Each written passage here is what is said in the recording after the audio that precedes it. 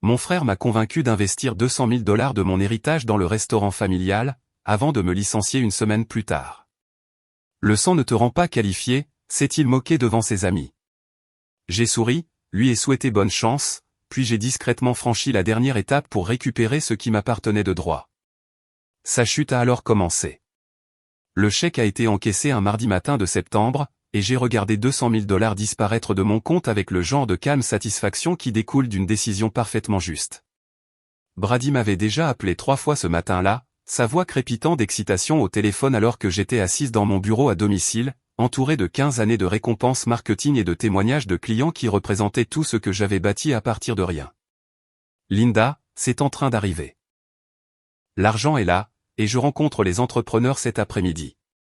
Son enthousiasme transpirait du téléphone avec une joie si authentique que j'ai souri devant mon écran d'ordinateur.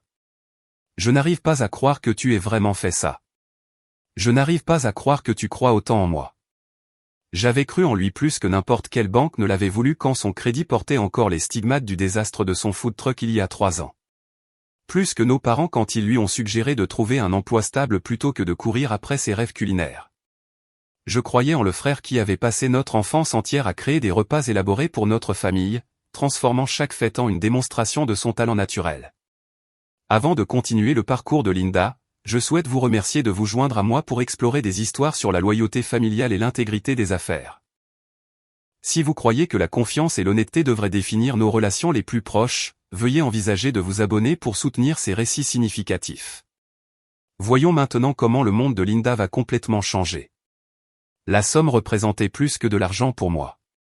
Ces 200 000 $ étaient l'intégralité de mon règlement de divorce, soigneusement investi et fructifié grâce à des années d'épargne disciplinée et de contrats de consulting intelligents. C'était mon fonds d'urgence, mon coussin de retraite, mon indépendance rendue tangible. Les lui confier à Brady me semblait à la fois terrifiant et absolument juste, car la vision de son restaurant avait captivé mon imagination dès qu'il me l'a décrite pour la première fois il y a 6 mois.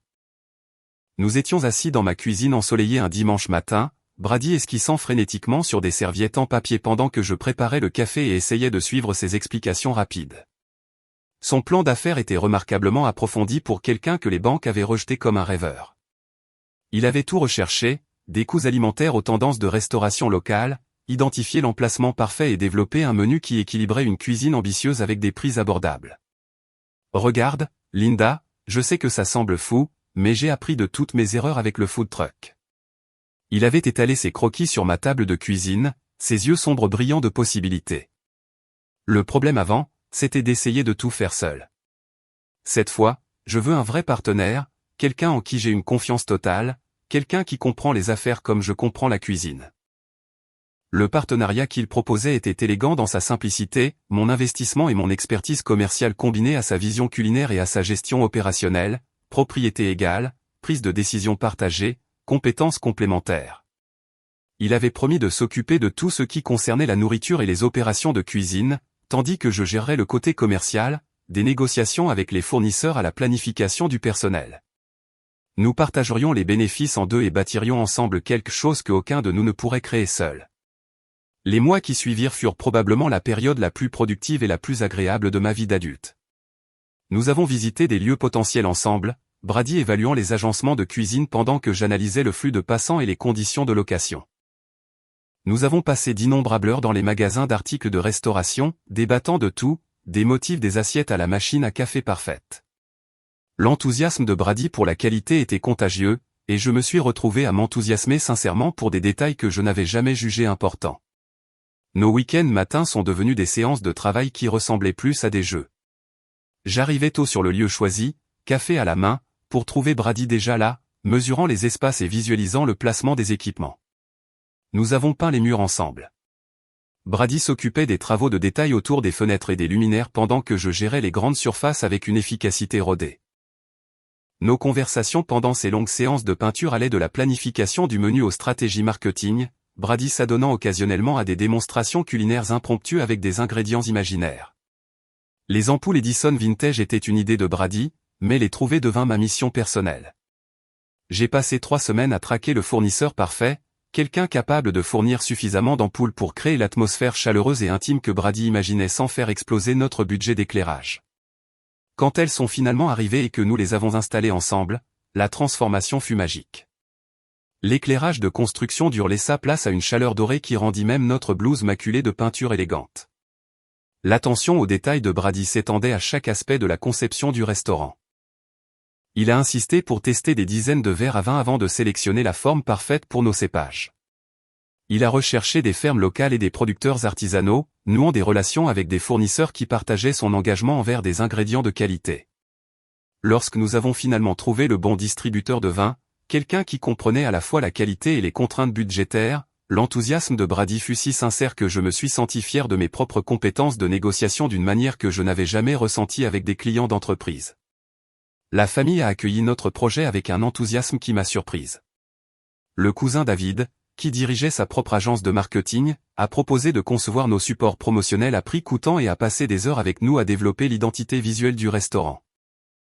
La tante Patricia, normalement réservée quant aux projets d'affaires familiaux, a commencé à parler de notre prochaine ouverture à son club de lecture et s'est portée volontaire pour aider à coordonner notre événement de lancement discret. Les dîners de famille sont devenus des séances de planification de restaurant, Brady apportant des échantillons de nouvelles recettes et moi partageant des mises à jour sur les demandes de permis et les négociations avec les fournisseurs. Nos parents, initialement sceptiques quant au retour de Brady dans le secteur de la restauration, se sont progressivement réchauffés à l'approche professionnelle que nous adoptions. Ils pouvaient constater que cette entreprise était différente de l'expérience impulsive du food truck, fondée sur une planification minutieuse et un partenariat sincère. La soirée d'ouverture arriva plus vite que nous ne l'avions prévu, malgré des mois de préparation. Je me tenais à la station d'accueil, regardant Brady commander la cuisine par la fenêtre de service, et ressentis une satisfaction plus profonde que tout succès client ne m'avait jamais procuré. La salle à manger se remplit d'amis, de familles et de locaux curieux, tous désireux d'expérimenter ce que Brady avait créé. Chaque table reçut des plats qui reflétaient sa vision culinaire, parfaitement exécutés, pendant que je gérais les réservations et assurais un service fluide avec une aisance qui me surprit même moi. Le critique gastronomique local arriva sans annonce à mi-service, et je vis Brady relever le défi avec un calme absolu. Il a préparé un menu dégustation qui a magnifiquement présenté notre concept, et j'ai coordonné avec nos serveurs pour assurer une présentation impeccable. Quand le critique a souri et a demandé à parler au chef, j'ai su que nous avions réussi au-delà de nos attentes initiales. À la fermeture, nous avions servi 96 clients, reçu 3 demandes de devis de traiteurs, et recueilli suffisamment de retours positifs pour remplir un livre de témoignages. Brady et moi étions seuls dans la salle à manger après le départ du dernier client, entourés de verres à vin vides et de l'épuisement satisfait qui découle de l'exécution d'un plan parfait. On l'a fait, dit Brady, ouvrant une bouteille de champagne que nous avions gardée pour ce moment. Partenaires égaux dans quelque chose de réel. Le champagne avait le goût de la victoire et de la possibilité. Et tandis que nous discutions de plans d'expansion et de développement futur du menu, je fus certaine que nous avions bâti quelque chose de durable ensemble. 3 mois plus tard, je poussai la lourde porte vitrée de notre restaurant, la pluie martelant les fenêtres et mon sac à main lourd des papiers de partenariat que j'avais enfin eu le temps de faire rédiger. La chaleur familière aurait dû m'envelopper, mais quelque chose semblait différent dès l'instant où je suis entré. Brady se tenait derrière le bar en acajou que nous avions choisi ensemble, mais son sourire habituel avait disparu. Linda, il faut qu'on parle. Sa voix portait une formalité que je n'avais jamais entendue auparavant, le genre de ton qu'il pourrait utiliser avec un fournisseur difficile ou un client insatisfait. Il ne leva pas les yeux du verre qu'il polissait, ses mouvements mécaniques et distants. J'approchai lentement du bar, mes talons claquant contre le parquet que nous avions choisi après avoir visité 6 salles d'exposition différentes.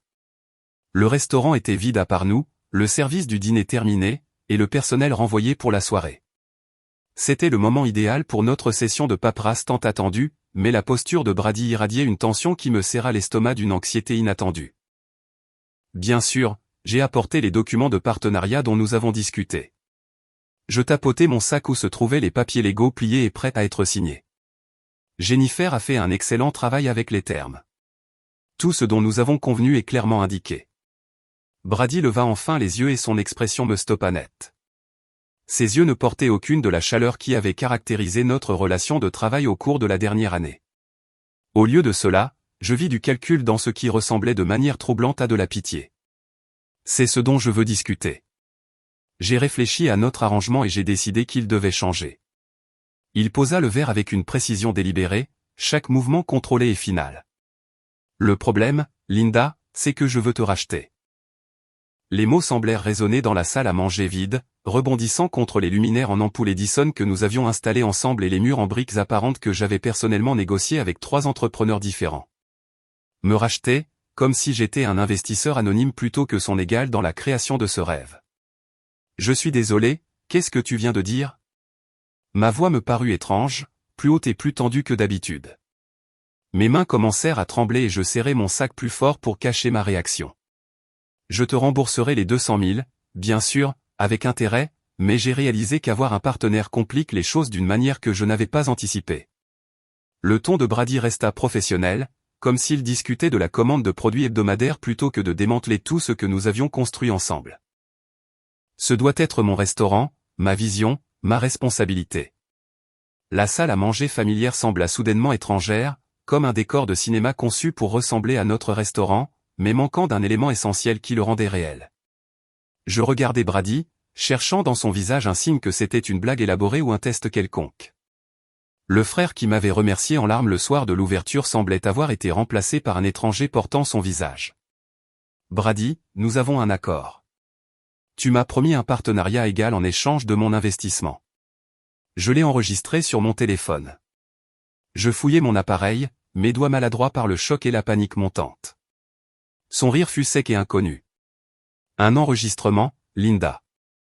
Ce n'est pas légalement contraignant. De plus, tu étais une investisseuse, pas une partenaire. Il y a une différence. Je trouvai le fichier et le jouet. La voix de Brady d'il y a 6 mois, remplissant le restaurant avec une clarté dévastatrice. Mais les 200 000 et nous serons partenaires 50-50e. Je promets. Les mots restèrent suspendus dans l'air entre nous. La preuve irréfutable de ce à quoi il s'était engagé quand il avait besoin de mon argent. Brady écouta sa propre voix sans émotion visible, comme s'il entendait un étranger discuter des affaires de quelqu'un d'autre. Quand l'enregistrement se termina, il haussa les épaules avec une indifférence calculée. Les accords verbaux sont notoirement difficiles à appliquer, surtout dans les partenariats de restaurants. N'importe quel avocat te le dira. Son détachement professionnel était plus glacial qu'une colère pure et simple n'aurait pu l'être. Écoute, Linda, j'apprécie tout ce que tu as fait, mais c'est moi qui ai construit cet endroit à partir de rien. C'est moi qui ai la formation culinaire et l'expérience en restauration. C'est moi qui travaille ici tous les jours, gérant le personnel, créant les menus et traitant avec les clients à partir de rien. L'expression « à partir de rien » résonna dans ma conscience alors que je traitais la réécriture complète de notre histoire partagée. Comme si mes 200 000 $ s'étaient matérialisés de l'air. Comme si les mois de planification et de préparation n'impliquaient que lui. Comme si mes compétences de négociation et mon expertise commerciale n'avaient rien contribué à notre succès. 200 000 $, ce n'est pas rien, réussis-je à dire, ma voix plus stable que je ne me sentais. Ni tous ces week-ends que nous avons passés ici ensemble à planifier, à travailler et à construire cet endroit en tant que partenaire. Je te rembourserai chaque centime avec 12% d'intérêt. C'est plus que généreux. Brady se pencha sous le bar et sortit un dossier en manille, épais de documents officiels. J'ai déjà préparé la paperasse. Tu peux signer ce soir et nous gérons le transfert des fonds par l'intermédiaire de mon avocat. Le dossier était posé entre nous comme une arme, sa présence révélant le caractère prémédité de sa trahison. Ce n'était pas une décision soudaine ni une réaction émotionnelle au stress du partenariat. Brady avait planifié cette confrontation, consulté des avocats et préparé des documents juridiques tout en continuant à travailler à mes côtés comme si de rien n'était. Mon esprit revint sur des souvenirs de notre enfance où j'avais constamment défendu Brady contre le scepticisme de nos parents quant à ses ambitions culinaires. Je me souvins des innombrables fois où je lui avais prêté de l'argent pendant ces années difficiles, sans jamais demander d'accord formel ni de paiement d'intérêt parce que la confiance familiale rendait les contrats superflus. Je pensais à l'échec de l'entreprise de food truck qui avait si gravement endommagé son crédit que les banques refusaient ses demandes de prêt, faisant de mon investissement son seul chemin vers la propriété d'un restaurant. Les 200 000 $ représentaient plus que mes liquidités disponibles. C'était l'intégralité de mon règlement de divorce, soigneusement épargné et investi sur 3 ans de reconstruction de ma vie après la fin de mon mariage. J'avais fait confiance à Brady avec plus d'argent que je n'en avais jamais donné à mon ex-mari. Plus que ce que j'avais dans mes comptes de retraite, plus que je ne pensais jamais risquer sur un seul investissement. Tu es sérieux à propos de ça? La déclaration sortit plate et finale. Pas vraiment une question. Sérieux à mort. J'ai déjà parlé à mon avocat du processus de transition. L'expression de Brady resta impassible, mais je vis un éclair de quelque chose qui ressemblait peut-être à de la culpabilité avant qu'il ne détourne le regard. Tu peux signer le contrat de rachat ce soir, ou nous allons faire ça à la dure par avocat et procédure judiciaire formelle. La menace était indubitable. Signer ces papiers et accepter ces termes, ou affronter une bataille juridique prolongée qui nous coûterait à tous deux temps et argent sans résultat garanti. Il pariait que je choisirais le chemin le plus facile plutôt que de me battre pour ce sur quoi nous avions initialement convenu. Je me levai lentement, mes jambes instables sous moi. Le restaurant qui avait semblé être chez moi pendant un an maintenant paraissait hostile et étranger, rempli de meubles que j'avais contribué à choisir et de décorations qui reflétaient notre vision partagée, mais qui étaient apparemment les siennes seulement. J'ai besoin de temps pour y réfléchir. Les mots sortirent automatiquement, une réponse placeholdée pendant que mon esprit luttait pour traiter l'ampleur de sa trahison. Brady hocha la tête. Brièvement, prends tout le temps dont tu as besoin. Mais Linda, d'une manière ou d'une autre, ce partenariat se termine. Je ne serai pas freiné par quelqu'un qui ne comprend pas le secteur de la restauration. La pluie s'était intensifiée quand j'atteignis ma voiture, chaque goutte tombant comme une petite accusation froide sur ma peau. Je me suis assise au volant pendant plusieurs minutes, les mains tremblant trop fort pour insérer la clé, tandis que les mots de Brady résonnaient dans ma conscience, et le restaurant familier brillait de manière moqueuse dans mon rétroviseur. Le trajet de 40 minutes pour rentrer à la maison passa dans un flou de pare-brise strié de pluie et de conversations rejouées. Ma maison m'accueillit avec le même silence qu'elle avait toujours eu. Mais ce soir, le silence semblait accusateur, comme si les murs eux-mêmes s'interrogeaient sur la façon dont j'avais pu être si naïve. Je déposai mon sac sur le comptoir de la cuisine, les papiers de partenariat toujours pliés à l'intérieur, désormais des artefacts inutiles de ma confiance mal placée. Le sommeil était impossible. Je me déplaçais dans ma maison comme un esprit agité, parcourant le salon à la cuisine à mon bureau à domicile et retour. Chaque pièce abritait des souvenirs de séances de planification avec Brady. Des appels téléphoniques concernant des négociations avec les fournisseurs, des conversations nocturnes sur le développement du menu. La table de la salle à manger où nous avions étalé les estimations des entrepreneurs et les catalogues d'équipements semblait maintenant une scène de crime. L'endroit où j'avais été systématiquement trompé. Mon esprit parcourut des réponses potentielles avec une intensité croissante.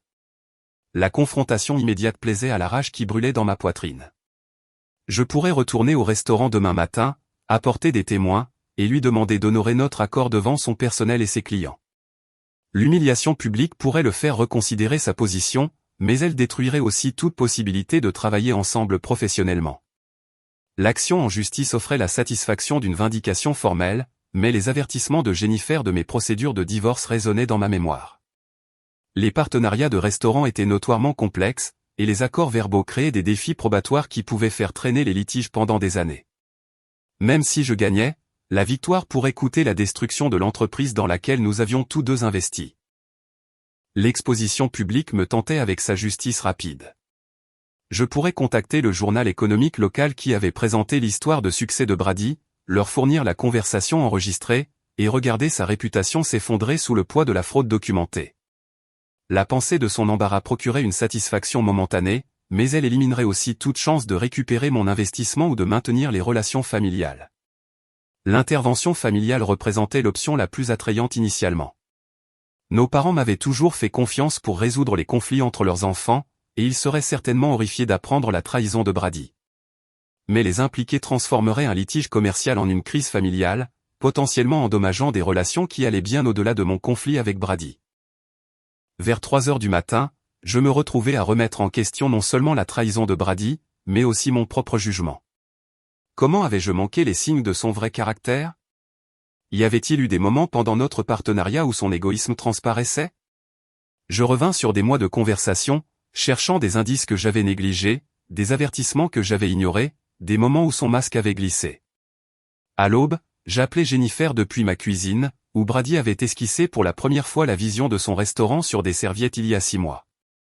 Sa voix professionnelle offrait un contraste frappant avec mon tourment émotionnel, mais j'avais besoin de sa perspective objective sur mes options légales. Linda, je comprends que tu sois contrariée, mais nous devons discuter de cela rationnellement. Le ton de Jennifer était patient, mais ferme. Les accords de partenariat verbaux peuvent être exécutoires, surtout avec des preuves à l'appui comme votre enregistrement. Cependant, les litiges en matière de restauration sont particulièrement complexes en raison des implications opérationnelles et financières. Elle expliqua les défis avec une clarté dévastatrice. Prouver l'intention derrière notre accord initial nécessiterait une documentation approfondie et des témoignages. Les actions ultérieures de Brady en tant que propriétaire unique compliqueraient toute demande de partenariat.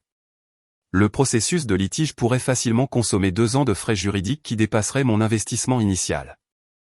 Même si nous gagnons, le restaurant pourrait ne pas survivre au processus.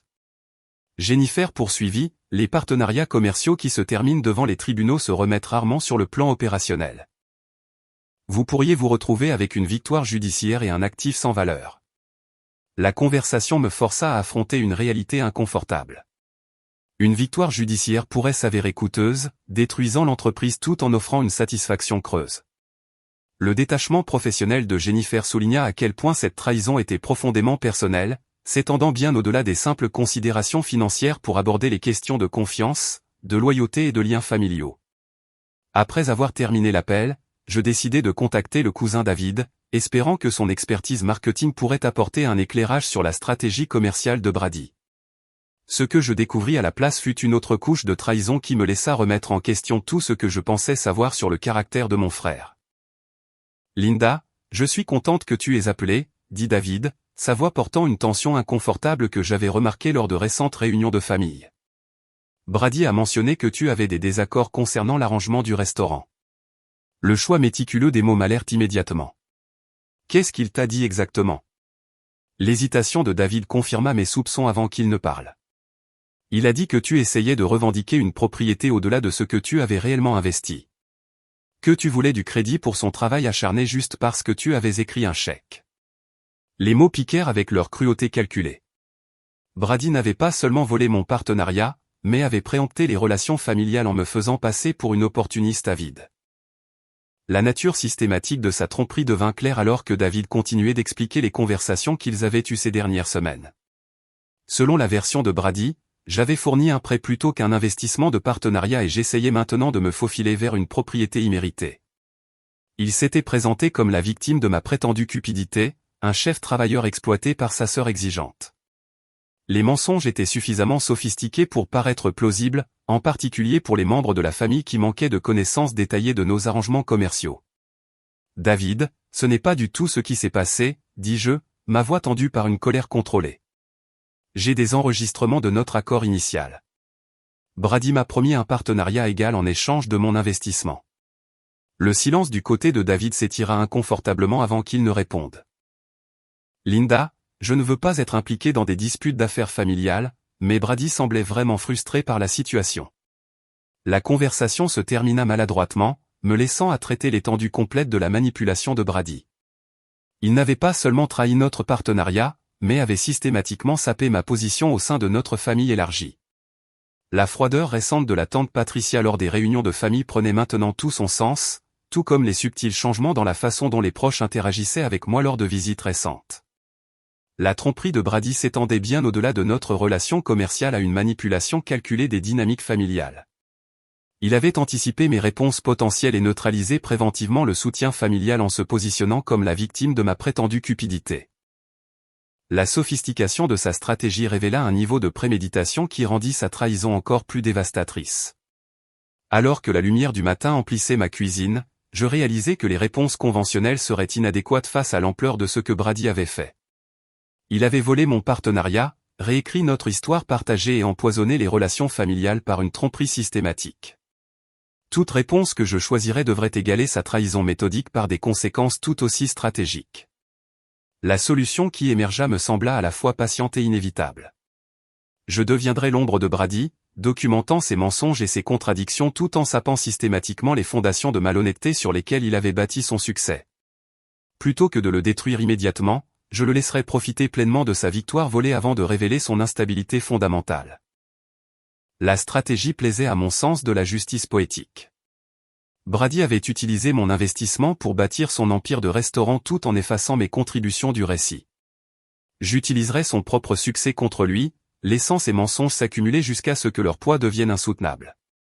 Lorsque le moment serait venu, je lui présenterai un choix entre reconnaître la vérité ou le regarder sombrer sous les preuves documentées de fraude. Pour la première fois depuis que j'avais quitté le restaurant, je me sentis calme. Brady avait choisi de jouer une longue partie de tromperie et de manipulation. Maintenant, je lui montrerai exactement comment cette partie se gagne. La transformation commença immédiatement. Je dégageai ma table de salle à manger de ses magazines et courriers habituels, les remplaçant par des dossiers en manille, un ordinateur portable et une imprimante qui deviendraient des outils essentiels pour documenter la tromperie systématique de Brady. Mon bureau à domicile, précédemment dédié au travail de conseil en marketing, se transforma en un centre de commandement entièrement axé sur les déclarations publiques et les activités commerciales de mon frère. Les réseaux sociaux fournirent la preuve la plus immédiate. Le compte Instagram de Brady, que je l'avais aidé à créer pour promouvoir le restaurant, servait désormais de chronique quotidienne de mensonges.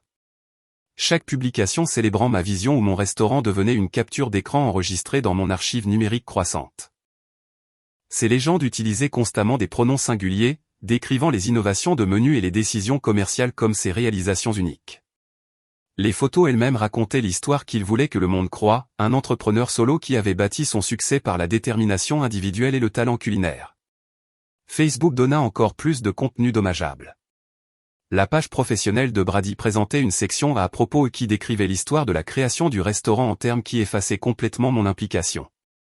Selon sa version, il avait investi tout ce que j'avais économisé et avait pris le plus grand risque de ma vie pour ouvrir l'établissement. Le récit le positionnait comme un rêveur courageux qui avait surmonté des obstacles financiers par le sacrifice personnel, sans mention d'investissement externe ni d'accord de partenariat. Son profil LinkedIn s'avéra particulièrement révélateur. Le site de réseautage professionnel présentait Brady comme propriétaire et chef exécutif sans aucune reconnaissance de copropriété ou de partenaires investisseurs. Sa section et expérience détaillait le développement du restaurant comme une entreprise solo, décrivant les défis qu'il avait surmontés personnellement et les victoires qu'il avait obtenues indépendamment. Le langage était soigneusement formulé pour suggérer une propriété complète tout en évitant les mensonges directs sur les détails financiers spécifiques. Twitter offrait un flux en temps réel de ses pensées et de ses activités promotionnelles. Brady partageait régulièrement des aperçus sur la gestion des restaurants, l'entrepreneuriat et l'innovation culinaire, parlant toujours avec l'autorité de quelqu'un qui avait bâti son entreprise seul. Son engagement avec d'autres propriétaires d'entreprises locales renforçait ce récit alors qu'il participait à des conversations sur les défis de démarrage et les parcours entrepreneuriaux sans jamais mentionner d'arrangement de partenariat ni de relations avec des investisseurs. L'article du journal économique local arriva dans ma boîte de réception 3 semaines après le début de mon projet de documentation, transmis par un ami qui pensait que j'apprécierais de lire le succès de Brady. L'article de fond, intitulé « De l'échec du food truck au succès de la haute gastronomie », présentait Brady comme un entrepreneur résilient qui avait appris de ses erreurs précoces pour bâtir le restaurant le plus populaire de la ville. Le journaliste avait clairement été charmé par le charisme et l'authenticité apparente de Brady, créant un récit qui le dépeignait comme une success story automade.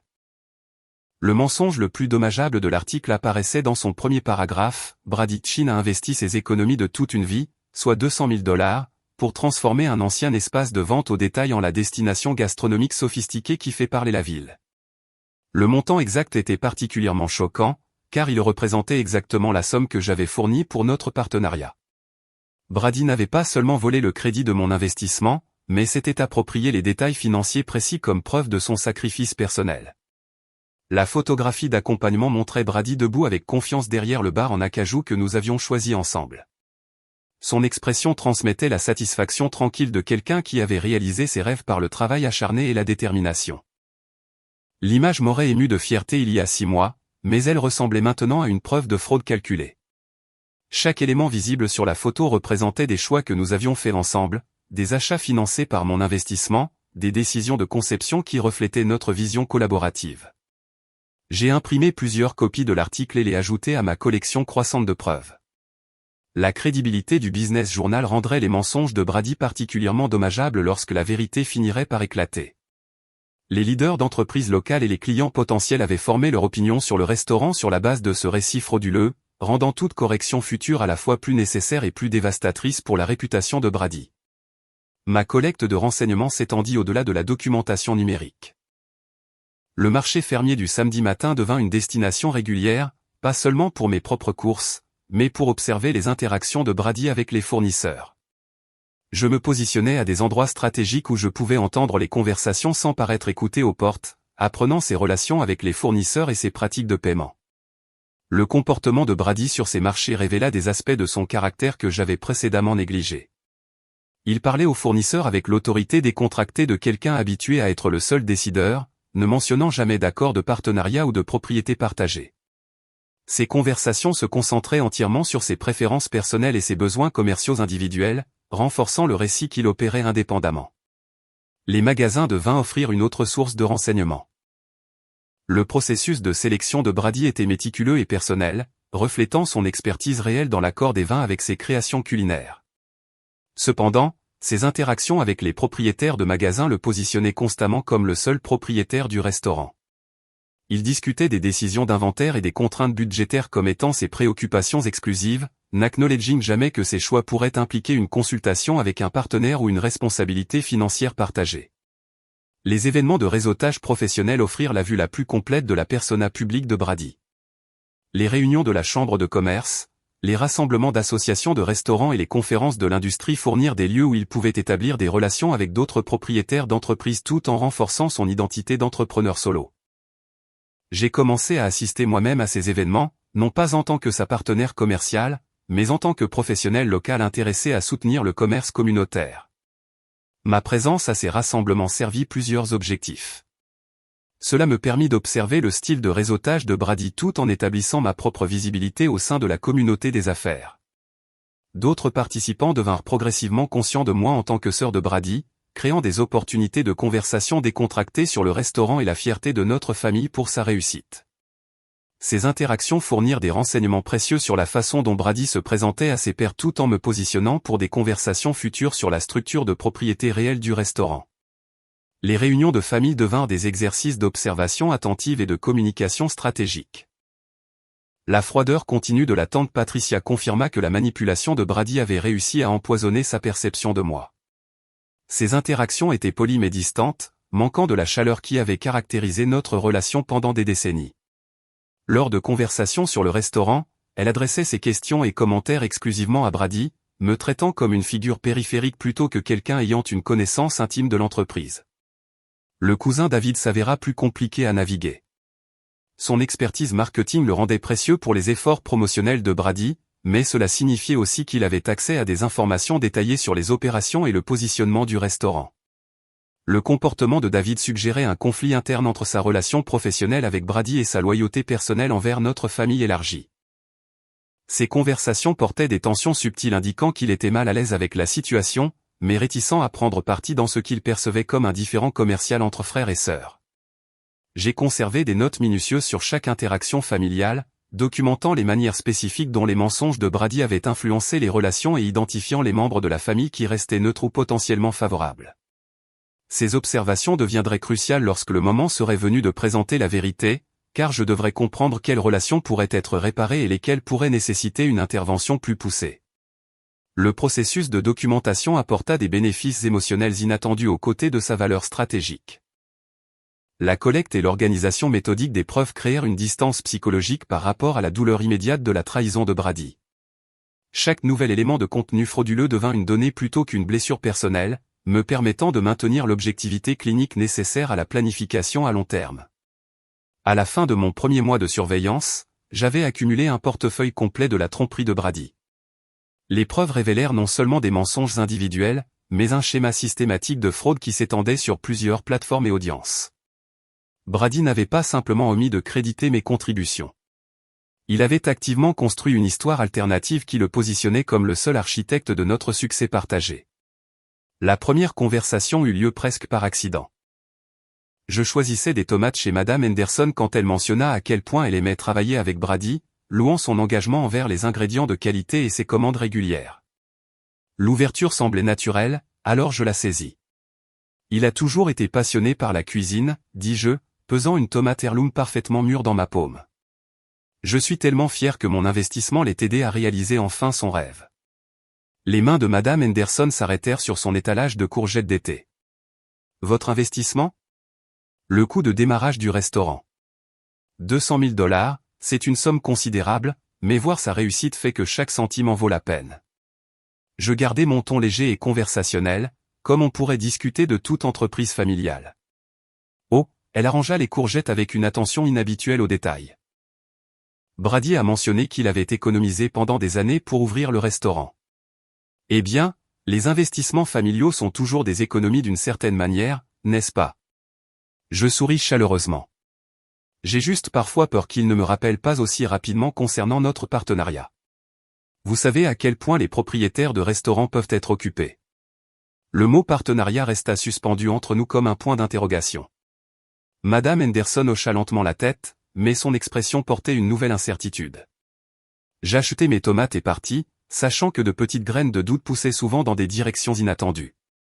3 jours plus tard, Brady m'appela pour la première fois depuis notre confrontation au restaurant. Sa voix portait une tension que je n'avais jamais entendue auparavant. Linda, j'ai croisé Madame Henderson au marché hier. Elle semblait confuse au sujet de notre arrangement commercial. Elle?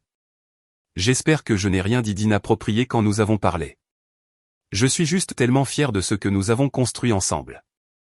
Je gardai ma voix sincèrement chaleureuse, comme si je discutais d'un petit malentendu plutôt que d'une communication stratégique. Qu'est-ce que tu lui as dit exactement? Rien de spécifique. Juste une conversation familiale pour soutenir ton rêve. Mais y a-t-il un problème? Les pattes de Brady s'allongèrent suffisamment pour révéler son incertitude. Aucun problème. Je veux juste m'assurer qu'il n'y ait pas de malentendu concernant la structure de propriété du restaurant. Bien sûr. Je ne voudrais jamais créer de confusion quant à votre merveilleux succès. La conversation se termina avec Brady semblant moins satisfait qu'il ne l'avait espéré. J'avais répondu honnêtement à ses questions tout en ne fournissant aucune munition pour des accusations d'interférence malveillante. L'appel confirma que mon approche avait l'effet escompté. Des conversations similaires commencèrent à se produire au sein du réseau de fournisseurs de Brady, au magasin de vin où il s'approvisionnait en sélection soigneusement choisie. J'entamai une discussion avec le propriétaire sur les tendances locales de restauration. Mon frère Brady a un si excellent goût en vin, mentionnai-je en parcourant leur sélection premium. Je suis surprise de voir à quel point le restaurant se porte bien, surtout compte tenu de l'investissement de démarrage considérable que nous avons fait ensemble. Le propriétaire du magasin, un homme bavard nommé Robert, qui aimait clairement discuter de ses relations commerciales, eut l'air intrigué. Brady a un excellent palais. Il a mentionné avoir économisé pendant des années pour ouvrir l'endroit.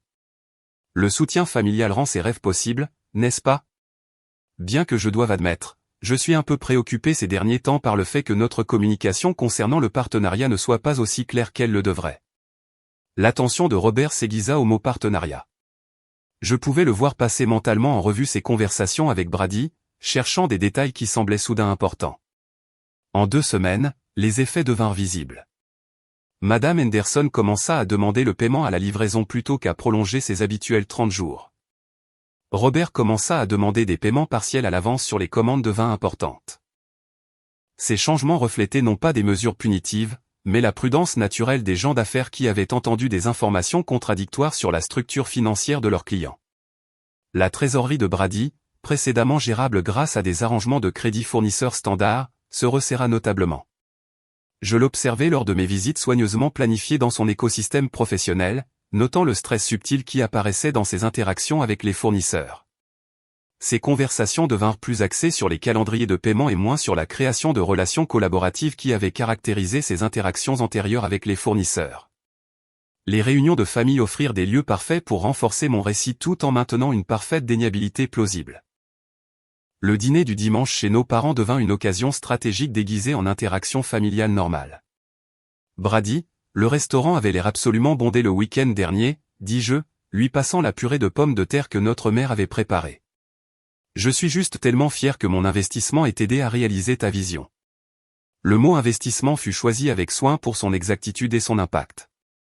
La mâchoire de Brady se serra presque imperceptiblement, mais il ne pouvait pas objecter sans expliquer pourquoi mon soutien ne devait pas être reconnu publiquement. Linda a été incroyablement solidaire, répondit-il, son ton contrôlé, mais sans chaleur. Le succès du restaurant reflète beaucoup de travail acharné. Travail acharné et planification financière intelligente, j'ai convenu. Bien que je doive admettre, j'ai été un peu confuse récemment quant à notre communication concernant les détails du partenariat.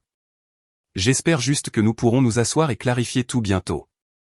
Nos parents échangèrent des regards qui suggéraient qu'ils commençaient à percevoir des sous-entendus qu'ils ne comprenaient pas pleinement. La tante Patricia, toujours influencée par la manipulation antérieure de Brady, resta notablement froide à mon égard. Mais d'autres membres de la famille commencèrent à poser des questions subtiles sur le développement du restaurant et sa structure de propriété. Ces conversations familiales servirent plusieurs objectifs stratégiques.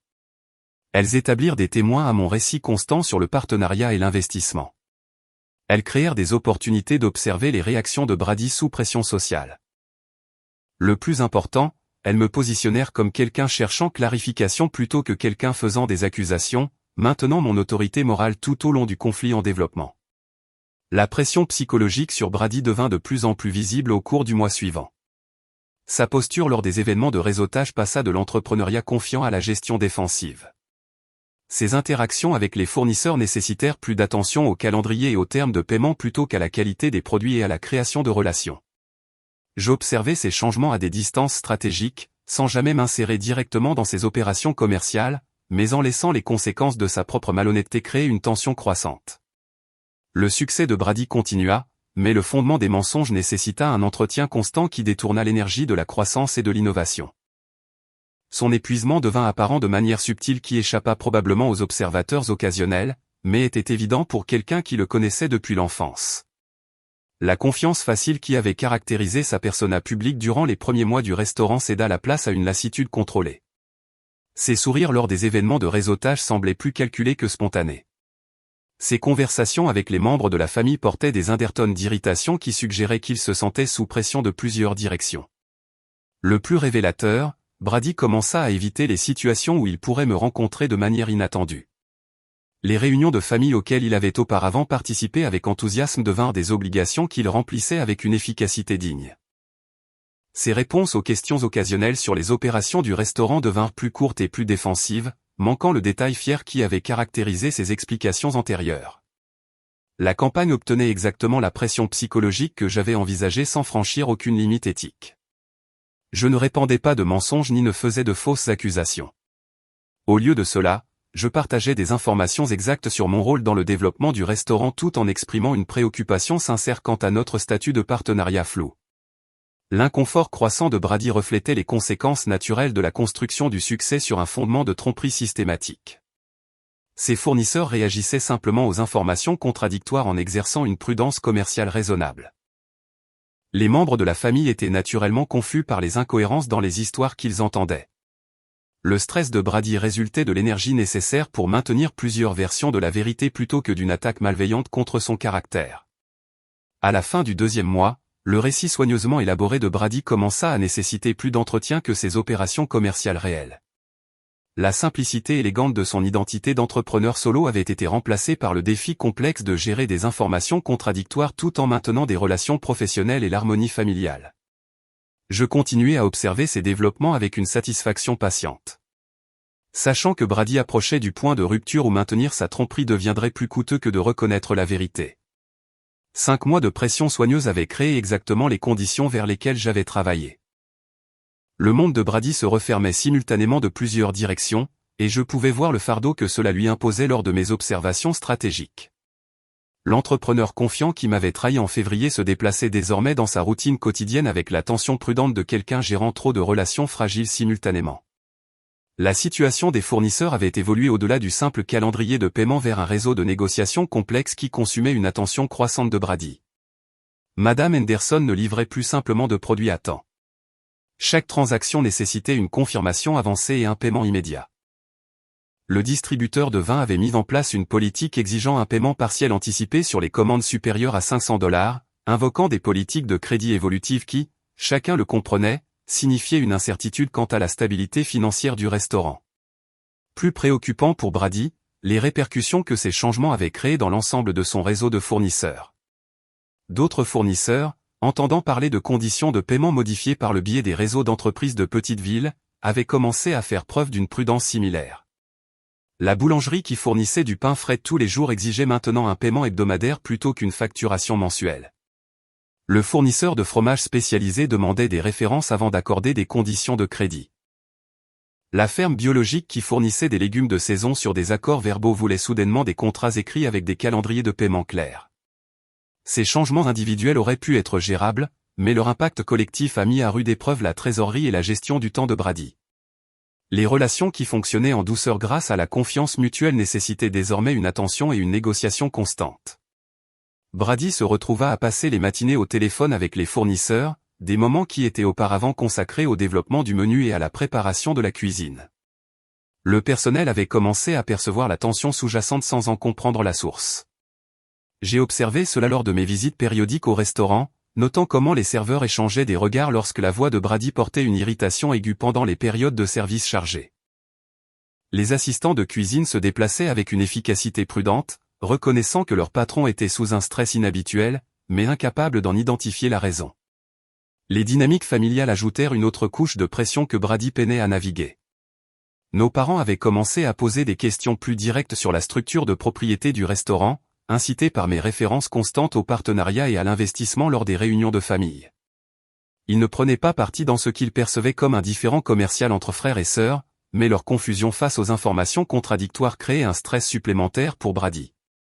La tante Patricia maintenait sa froideur à mon égard, mais même elle avait commencé à exprimer son inquiétude quant à l'harmonie familiale à d'autres proches. Le cousin David se retrouva dans une position de plus en plus inconfortable, à la fois consultant marketing de Brady et membre de la famille qui entendait des informations contradictoires sur leur relation commerciale. Sa relation professionnelle avec Brady exigeait qu'il soutienne le récit de l'entrepreneur solo, mais la loyauté familiale le poussait à questionner l'absence totale de mon implication dans les opérations du restaurant. Le coup psychologique sur Brady devint de plus en plus visible pour quiconque le connaissait bien. Ses publications sur les réseaux sociaux, qui avaient précédemment montré un enthousiasme confiant pour la vie du restaurant, se concentraient davantage sur la photographie culinaire et moins sur les commentaires personnels. Ses activités de réseautage continuaient, mais avec moins d'engagement spontané et un professionnalisme plus scénarisé. En mars, l'épuisement de Brady était évident dans de subtils changements physiques qui échappaient probablement à l'observation occasionnelle, mais étaient évidents pour quelqu'un qui surveillait sa condition. Sa posture portait une nouvelle tension, en particulier dans ses épaules et son cou. Ses expressions faciales nécessitaient un contrôle plus conscient, manquant de la facilité naturelle qui avait caractérisé ses interactions publiques pendant le succès précoce du restaurant. Le moment parfait arriva un mardi soir, après ce que je savais avoir été un service de dîner exceptionnellement chargé. J'avais appelé le restaurant plus tôt, sous prétexte de faire une réservation pour confirmer que Brady travaillerait tard sur des tâches administratives. L'hôtesse mentionna qu'il restait toujours après la fermeture les mardis pour s'occuper de la paperasse et préparer la semaine à venir. Je me suis garé de l'autre côté de la rue du restaurant à 21h30, après le départ des derniers clients et la fin des tâches de fermeture du personnel. Par la fenêtre du bureau, je pouvais voir Brady penché sur son bureau, entouré des détritus de la gestion du restaurant qui reflétaient ses relations détériorées avec les fournisseurs. Des factures étaient empilées en plusieurs tas, suggérant des calendriers de paiement qui nécessitaient une coordination minutieuse. Une calculatrice était ouverte à côté de feuilles de calcul qui traçaient probablement des projections de flux de trésorerie rendues compliquées par des conditions de fournisseurs modifiées. Sa posture transmettait le poids du maintien d'un succès bâti sur des fondations de plus en plus instables. L'entrepreneur confiant qui avait rejeté mes demandes de partenariat il y a 5 mois avait été remplacé par quelqu'un luttant pour gérer les conséquences de sa propre tromperie. Ses mouvements étaient délibérés mais fatigués, manquant l'énergie qui avait caractérisé son enthousiasme antérieur pour les opérations du restaurant. J'approchai de la porte arrière avec une détermination calme. Mon téléphone contenait la conversation enregistrée qui mettrait fin à ce conflit prolongé. Brady leva les yeux quand je frappai, et son expression confirma immédiatement qu'il attendait cette confrontation depuis des semaines, voire des mois. La lassitude dans ses yeux suggérait qu'une partie de lui pourrait même accueillir l'opportunité d'arrêter de maintenir sa fiction élaborée. « Il faut qu'on parle », dis-je, répétant ses propres mots de ce soir de février qui avait initié notre conflit. Brady hocha la tête sans surprise et fit un geste vers la chaise en face de son bureau.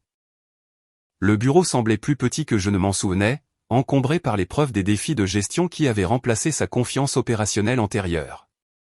Des factures de fournisseurs exigeant un paiement immédiat étaient à côté des plannings du personnel qui reflétaient l'attention prudente requise pour maintenir le moral malgré la tension sous-jacente. Le clipping de journal présentant son histoire de succès frauduleuse restait bien en évidence, un rappel du récit public qui rendait sa position actuelle si précaire.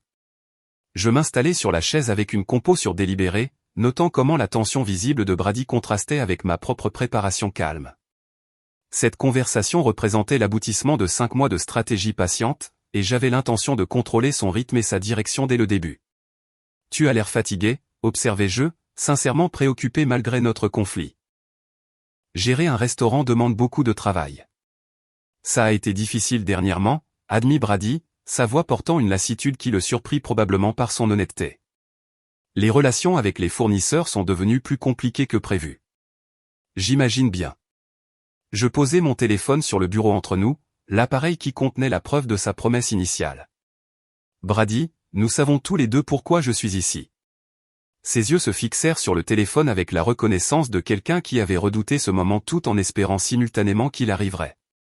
Le poids du maintien de récits contradictoires à travers de multiples relations était clairement devenu intenable.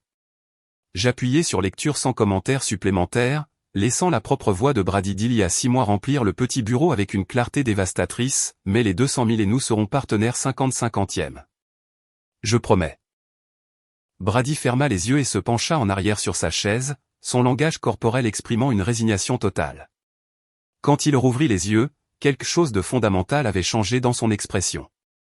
Le calcul défensif qui avait caractérisé notre confrontation de février avait été remplacé par l'épuisement de quelqu'un qui n'avait plus l'énergie de maintenir sa fiction élaborée. Ses propres mots restèrent suspendus dans l'air entre nous. La preuve irréfutable de ses engagements qu'aucun mensonge subséquent ne pourrait effacer. « Qu'est-ce que tu veux, Linda ?» La voix de Brady portait l'épuisement de quelqu'un qui attendait depuis des mois cette conversation tout en redoutant son arrivée. Je plongeai dans mon sac et sortis le dossier en manille qui avait été préparé il y a des semaines. Son contenu représentait 5 mois de planification méthodique plutôt que de vengeance impulsive. Les documents juridiques à l'intérieur reflétaient une consultation minutieuse avec Jennifer et une réflexion stratégique sur des résultats qui serviraient la justice sans détruire l'entreprise dans laquelle nous avions tous deux investi. « Je veux ce qui a été promis », dis-je, plaçant le dossier sur son bureau à côté des factures et des calendriers de paiement éparpillés. Mais je le veux avec des conditions qui reconnaissent ce qui s'est réellement passé ici. Brady ouvrit le dossier avec l'attention délibérée de quelqu'un qui comprenait que ses options avaient été systématiquement éliminées. L'accord de partenariat était complet mais juste, plus généreux que ce qu'une pure vindication aurait exigé, mais structuré pour empêcher toute répétition de sa trahison.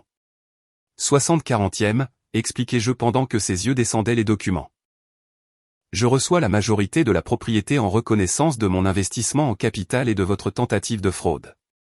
Tu conserves le contrôle opérationnel et reçois 40% des bénéfices plus ton salaire de direction. Les termes reconnaissaient à la fois la réalité financière de mon investissement et la réalité opérationnelle de la gestion quotidienne du restaurant par Brady.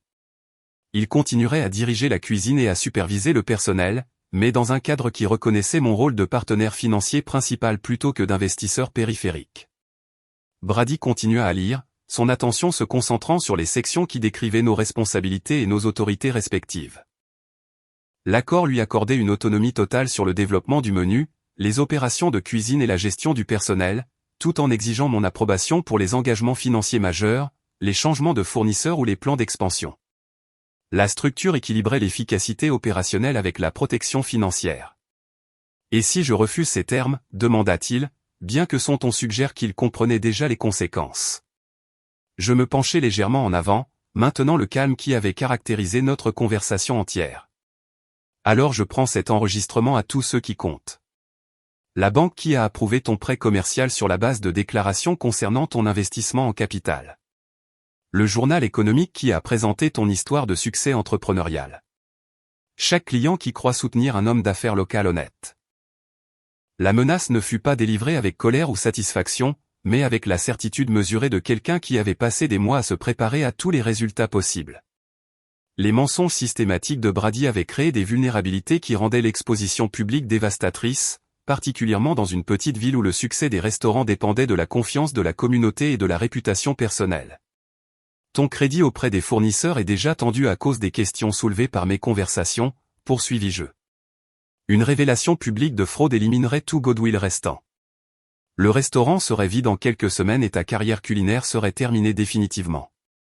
Le visage de Brady révéla sa compréhension que ce n'était pas de la rhétorique hyperbolique, mais une évaluation précise de sa position. Les entreprises des petites villes survivaient grâce à leur réputation et à leurs relations, deux éléments qui seraient irrémédiablement endommagés par des preuves documentées de tromperie systématique. L'enregistrement fournirait une preuve irréfutable qui rendrait le déni impossible et la défense futile. « Tu as tout pensé » dit-il, sa voix portant un respect réticent à côté de la résignation. « J'ai eu 5 mois pour considérer tous les angles, répondis-je. Cette issue apporte la justice sans destruction. Tu gardes ton restaurant et ton rôle, mais sous des termes qui reconnaissent la vérité plutôt que la fiction que tu as maintenue. » Brady ramassa le stylo qui gisait à côté de sa calculatrice, le pesant dans sa main comme pour tester sa signification. Le simple instrument habile représentait le moment où sa fiction élaborée prendrait fin et où notre véritable partenariat commencerait. Ses mouvements étaient délibérés et résignés, sans aucune suggestion d'enthousiasme, mais contenant une claire acceptation de la nécessité. Il signa chaque section requise avec une précision soignée, sa signature apparaissant plusieurs fois dans le document alors que diverses dispositions nécessitaient une reconnaissance. J'observai son visage pendant le processus de signature, notant l'absence de colère ou de ressentiment. Au lieu de cela, Brady sembla éprouver quelque chose d'approchant du soulagement, comme si le fardeau de maintenir des récits contradictoires était devenu plus épuisant que d'accepter la défaite. Quand il eut fini de signer, Brady reposa le stylo avec finalité et se pencha en arrière sur sa chaise. L'accord de partenariat portait maintenant nos deux signatures, transformant des mois de conflit en une collaboration légalement contraignante qui reflétait les contributions réelles plutôt que les histoires fabriquées. Je ressentis quelque chose d'inattendu en collectant les documents signés. Plutôt que le triomphe ou la vindication, j'éprouvais un soulagement profond que l'épreuve de 5 mois se soit terminée par la justice plutôt que par la destruction. Brady conserverait sa position et une participation significative aux bénéfices tandis que je recevrais la reconnaissance de partenariat qui avait été promise dès le départ. Nous sommes partenaires maintenant, dis-je en remettant le dossier dans mon sac. De vrais partenaires, du genre qui réussissent ensemble au lieu que l'un vole à l'autre. Brady hocha la tête, son expression illisible, mais plus hostile. Qu'est-ce qui se passe ensuite? Ensuite, nous allons gérer un restaurant prospère. Tu t'occupes des opérations quotidiennes, du développement du menu et de la gestion du personnel.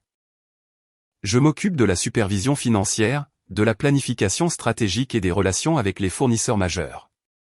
Je me levai, me préparant à partir, mais voulant établir des attentes claires pour notre collaboration continue. Les réunions de partenariat auront lieu chaque mois, axées sur la performance commerciale plutôt que sur les conflits personnels. Nous participerons tous deux aux décisions majeures, mais dans nos domaines d'expertise respectifs. Le plus important, nous reconnaîtrons tous deux publiquement ce que chacun de nous a contribué à ce succès.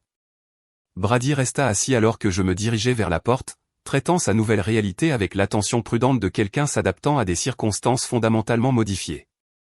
Son expression ne suggérait ni bonheur ni colère, mais plutôt l'acceptation complexe de quelqu'un qui reconnaissait que ses choix avaient inévitablement mené à ce résultat. « Linda » appela-t-il alors que j'atteignais la porte. « Pour ce que ça vaut, le restaurant est vraiment prospère.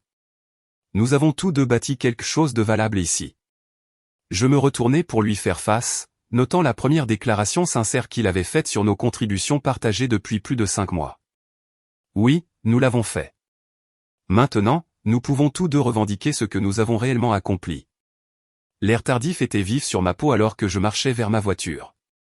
L'accord de partenariat était en sécurité dans mon sac et la conversation enregistrée n'était plus nécessaire comme preuve. Brady resta dans son bureau, entouré des factures et des calendriers qui seraient désormais gérés dans le cadre de notre partenariat légitime plutôt que de sa fiction élaborée. 6 mois passèrent au rythme méthodique d'opérations commerciales réussies. Le restaurant prospéra sous notre arrangement de partenariat officiel d'une manière qui nous surprit tous deux. La clarté de notre structure de propriété avait éliminé l'incertitude qui avait mis à mal les relations avec les fournisseurs pendant les mois de conflit précédents. Madame Henderson reprit l'extension des conditions de paiement de 30 jours. Sa confiance restaurée par une communication transparente sur les responsabilités financières et l'autorité décisionnelle. Nos réunions de partenariat mensuelles développèrent leur propre cadence professionnelle, menées dans le bureau du restaurant après la fermeture le 3e mardi de chaque mois. Brady présentait des rapports opérationnels couvrant la performance du personnel, le développement du menu et les retours des clients. J'examinais les états financiers, les contrats avec les fournisseurs et les considérations de planification stratégique. Les conversations se concentraient entièrement sur les métriques commerciales et les opportunités de croissance, maintenant une distance prudente par rapport à l'histoire personnelle ou à la réconciliation émotionnelle. Les réunions révélèrent la véritable compétence de Brady en tant que gestionnaire opérationnel aux côtés de mes propres compétences en supervision financière et en planification stratégique. Nos capacités complémentaires créèrent des synergies que aucun de nous n'avait anticipées lors de nos discussions initiales de partenariat. Les innovations culinaires de Brady combinées à mes négociations avec les fournisseurs produisirent des marges bénéficiaires qui dépassèrent nos projections initiales. La satisfaction des clients resta constamment élevée, tandis que le taux de rotation du personnel chuta considérablement car les employés réagirent positivement à la stabilité de la structure de gestion claire. L'acceptation communautaire de notre partenariat s'avéra remarquablement fluide, aidée par le fait que la plupart des résidents locaux n'avaient jamais pleinement compris notre arrangement précédent. L'interview de suivi de Brady par le Business Journal fournit une correction publique à son récit frauduleux antérieur, bien que le journaliste ait présenté l'histoire comme une clarification plutôt qu'une rétractation. Brady géra l'interview avec grâce professionnelle, reconnaissant mon investissement et mon partenariat cruciaux tout en évitant les détails spécifiques sur le calendrier de notre arrangement formel. Le soutien et le partenariat de Linda ont été essentiels à notre succès dès le départ, déclara Brady aux journalistes, ses mots portant une exactitude qui satisfaisait aux exigences publiques tout en préservant sa dignité. Ce partenariat représente la formalisation naturelle d'une collaboration qui a toujours été centrale au développement du restaurant. L'article satisfit les membres de la famille qui avaient senti des tensions sous-jacentes sans comprendre leur source. Nos parents exprimèrent leur soulagement que leurs enfants aient résolu leurs arrangements commerciaux à l'amiable. Pendant que la tante Patricia reprenait progressivement des interactions plus chaleureuses avec moi à mesure que le partenariat devenait publiquement reconnu, le cousin David semblait particulièrement satisfait que ses efforts marketing soutiennent désormais une entreprise collaborative officiellement reconnue plutôt que de participer à la fiction de l'entrepreneur solo de Brady. Les réunions de famille se transformèrent en célébration de notre succès partagé. Avec Brady reconnaissant constamment mes contributions d'une manière qui satisfaisait à la fois les attentes publiques et les exigences légales, ces expressions de gratitude portaient des couches de sens que seuls nous comprenions pleinement, représentant la conformité à notre accord de partenariat plutôt qu'une appréciation sincère de notre relation collaborative. Le soutien et le partenariat de Linda ont rendu tout cela possible, dirait Brady lors des toasts de vacances. Ces mots étaient techniquement exacts tout en maintenant une distance émotionnelle. La réconciliation publique satisfaisait les observateurs familiaux tout en masquant les dynamiques de pouvoir complexes qui régissaient nos interactions réelles.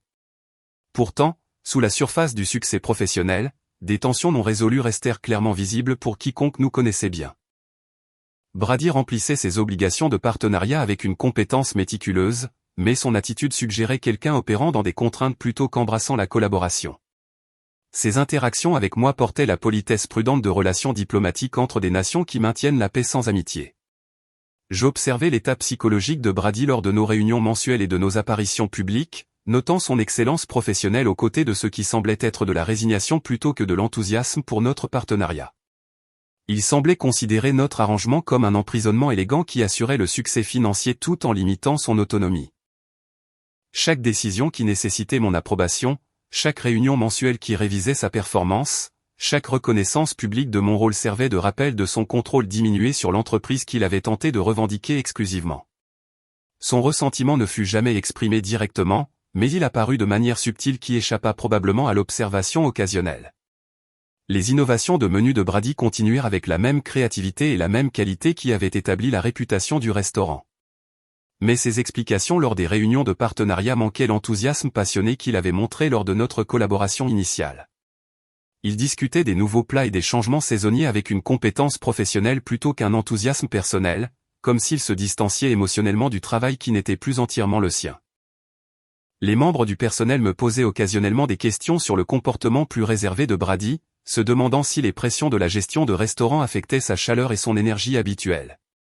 Je fournissais des réponses vagues sur les défis de la croissance des entreprises tout en reconnaissant en privé que le retrait émotionnel de Brady reflétait sa lutte continue avec notre dynamique relationnelle altérée. Le succès financier du restaurant fournissait une satisfaction matérielle qui compliquait mon évaluation de la valeur ultime de notre arrangement. Les distributions mensuelles de profits dépassèrent mes projections d'investissement initiales, tandis que la réputation de l'entreprise continuait de croître dans toute la région. Les critiques culinaires louèrent la vision culinaire de Brady, tandis que les publications économiques mirent en avant notre partenariat comme un modèle d'expertise complémentaire et d'investissement partagé. Pourtant, le succès financier et la reconnaissance publique ne purent résoudre la question fondamentale qui occupait mes pensées dans les moments calmes. La justice et la guérison étaient-elles devenues la même issue dans notre situation? J'avais accompli tout ce que j'avais entrepris grâce à ma campagne patiente. Brady avait appris d'importantes leçons sur la loyauté familiale, l'honnêteté commerciale et les conséquences de la trahison. Le restaurant fournissait un revenu continu tout en démontrant que nos compétences combinées créaient une valeur qu'aucun de nous ne pourrait atteindre indépendamment. Cependant, obtenir justice n'avait pas réparé la confiance familiale que la trahison initiale de Brady avait brisée. Nous travaillons ensemble efficacement en tant que partenaires commerciaux tout en restant émotionnellement distants en tant que frères et sœurs. Notre relation professionnelle réussit dans des limites soigneusement définies qui empêchaient la collaboration authentique et le respect mutuel qui avait caractérisé notre planification de partenariat initial. Lors des réunions de famille, je regardais Brady interagir avec d'autres proches et je réalisais que notre conflit l'avait changé d'une manière qui dépassait notre relation commerciale. Sa chaleur naturelle et son humour spontané semblaient diminuer, remplacés par des interactions sociales plus prudentes et contrôlées. Le frère qui, autrefois, esquissait des idées de menus sur des serviettes avec un enthousiasme contagieux, abordait maintenant même les conversations décontractées avec une considération mesurée de leurs implications potentielles. Je me demandais si le coût psychologique de sa trahison et de ses conséquences avait dépassé la valeur des leçons qu'il avait apprises. Brady avait acquis une expérience difficile en matière d'intégrité commerciale et de loyauté familiale, mais au détriment de l'optimisme confiant qui avait rendu sa vision originale de restaurant si convaincante. Notre partenariat réussi avait préservé l'entreprise tout en endommageant potentiellement des aspects de sa personnalité qui avaient contribué à son attrait initial. La complexité de ces considérations me laissait avec des questions plutôt que des conclusions sur la valeur ultime de ma réponse stratégique à sa trahison. Alors que j'étais assise dans le restaurant pendant les services du dîner animé, regardant Brady commander sa cuisine avec une expertise professionnelle tout en maintenant une distance émotionnelle avec l'environnement que nous avions créé ensemble, je réalisais que notre histoire restait fondamentalement inachevée. Nous avions atteint un succès commercial stable et une justice légale, mais une véritable réconciliation nécessiterait une évolution supplémentaire dans notre relation complexe. Le restaurant bourdonnait de clients satisfaits et d'opérations rentables. Pourtant, la chaleur qui avait caractérisé notre collaboration initiale restait absente de nos réunions de partenariat et de nos interactions familiales. Peut-être que la guérison se développerait progressivement à mesure que le souvenir de la trahison s'estomperait et que la réalité du succès partagé créerait de nouvelles bases de confiance. Ou peut-être que certaines violations de la loyauté familiale créent des changements permanents qui peuvent être gérés mais jamais entièrement réparés. Pour l'instant, je me sentais sincèrement fier de ce que nous avions bâti ensemble, tout en restant attentive aux tensions non résolues qui continueraient à influencer notre avenir en tant que partenaires, frères et sœurs, et gardiens d'un succès que nous avions créé autant par le conflit que par la collaboration. Si cette histoire de justice calculée vous a captivé du début à la fin, appuyez sur le bouton j'aime dès maintenant. Ma partie préférée fut quand Linda a joué cette conversation enregistrée dans le bureau encombré de Brady, regardant 5 mois de mensonges s'effondrer en un instant. Quel a été votre moment préféré de la campagne méthodique de Linda? Partagez vos réflexions dans les commentaires ci-dessous. Ne manquez pas d'autres histoires captivantes de trahison familiale et de vengeance stratégique. Abonnez-vous et appuyez sur la cloche de notification pour ne jamais manquer une mise en ligne.